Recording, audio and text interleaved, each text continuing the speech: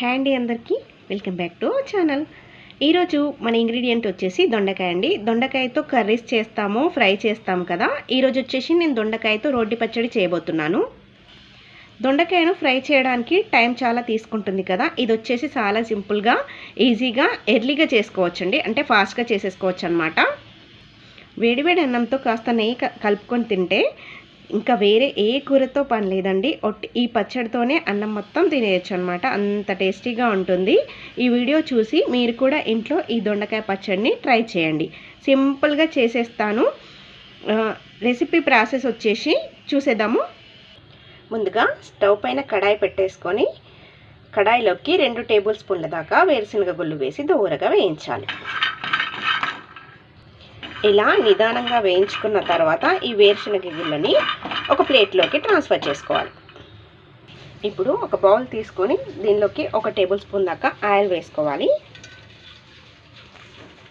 Oil heat అయిన తర్వాత దీనిలోకి ఒక 15 నుంచి 16 దాకా పచ్చిమిరపకాయలని చిన్న ముక్కలుగా కట్ చేసుకొని వేసుకోవాలి. పచ్చిమిర్చి కారం ఎక్కువ ఉన్నట్లయితే 12 దాకా పచ్చిమిరపకాయలు పడతాయండి. ఈ పచ్చిమిర్చిని సన్నటి సెగ మీద వేయించుకోవాలి. ఇలా వేయించుకున్న పచ్చిమిర్చిని ఒక ప్లేట్లోకి తీసేసుకోవాలి.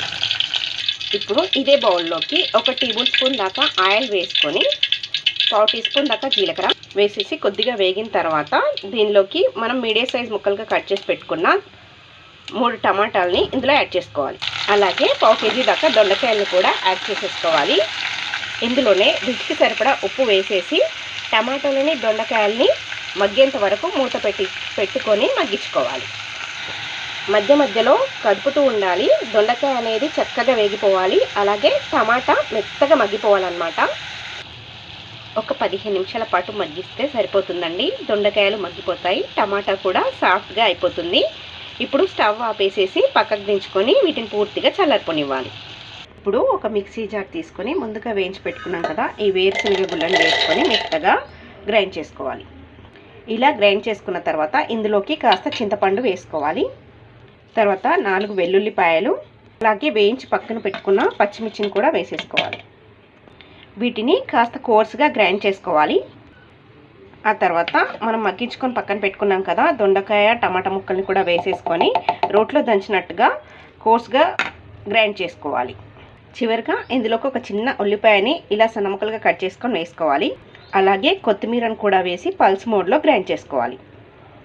అంతేనండి, దొండకాయ పచ్చడి రెడీ అయిపోతుంది. దీన్ని డైరెక్ట్గా అన్నంలోకి తినేసేయచ్చు. లేదా తాలింపు పెట్టాలనుకుంటే కనుక తాలింపు కోసం ఒక బౌల్ పెట్టేసుకొని తాలింపు కోసం మినప్పప్పు, ఆవాలు, జీలకర్ర, ఎండుమిర్చి, కరివేపాకు వేసి తాలింపును కాస్త వేయించుకోవాలి. తాలింపు కొంచెం వేగిన తర్వాత ఇందులోకి మనం గ్రైండ్ చేసి పెట్టుకున్న పచ్చడిని వేసేసి ఒక 2 నిమిషాల పాటు సన్నని సెగ మీద కుక్ చేసుకోవాలి. చివరిగా కాస్త కొత్తిమీర వేసేసుకొని స్టవ్ ఆఫ్ చేసేసుకోవాలి. అంతే, నోరూరించే దొండకాయ పచ్చడి నిమిషాల్లో తయారు చేసుకోవచ్చు. పచ్చడిని చూస్తూ ఉంటేనే నోట్లో నీళ్ళు ఊరుతున్నాయి కదండి. మరి ఇంకా ఎందుకు ఆలస్యం? మీరు కూడా దొండకాయతో నేను చెప్పినట్లుగా దొండకాయ పచ్చడి ట్రై చేయండి. ట్రై చేసి చేశాక మీ ఫీడ్బ్యాక్ని నాతో షేర్ చేయడం మాత్రం మర్చిపోవద్దు. మీకు ఈ వీడియో నచ్చినట్లయితే మీ ఫ్రెండ్స్కి, రిలేటివ్స్కి షేర్ చేయండి. మరిన్ని టేస్టీ సింపుల్ రెసిపీస్ కోసం మన ఛానల్ని సబ్స్క్రైబ్ చేసుకోండి.